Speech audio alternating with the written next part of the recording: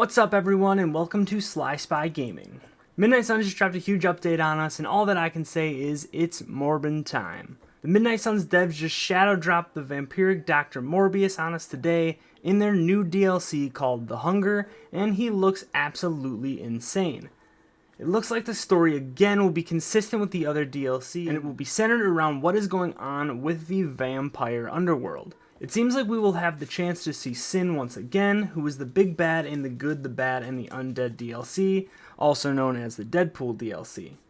It also looks like we'll be dealing with Dracula once again as well. I know I, for one, am excited to see where that story kind of plays out, especially with how they ended it in the Venom DLC. Moving on to his gameplay, that also looks incredible, and he looks to be a clinch for any bleed build or bleed squad that you are bringing into battle. Similar to Captain Marvel, Morbius has a hunger meter that builds every time you play a Morbius card. Once the meter is filled, you will draw the Bloodlust card, which is essentially his special card. It grants block and buffs all damage cards to apply 1 bleed, which, as I said, makes him a clinch for a bleed build. In addition, Morbius also deals extra damage to enemies who are already bleeding, so bringing along the Daywalker, aka Blade, would be a great strategy to help solidify your bleed squad. There really isn't too much more to say that hasn't already been said about Morbius or the Morbius DLC, and you should definitely go and check out Christopher Odd's breakdown of the character, where he goes much more into detail than I will be going into.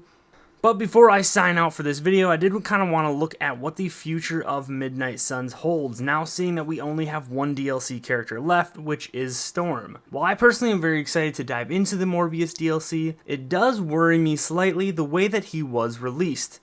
It almost seemed as though 2K wanted to push him out ASAP without dedicating any time for hype, like with Deadpool and Venom.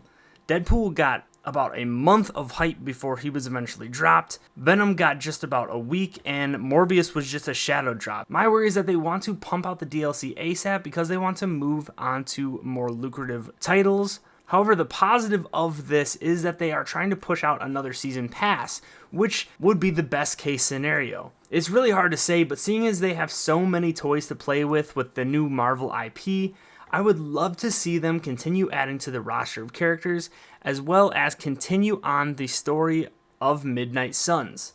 Lastly, I will be doing something new with the Morbius DLC, where I will actually be doing a playthrough of the entire DLC.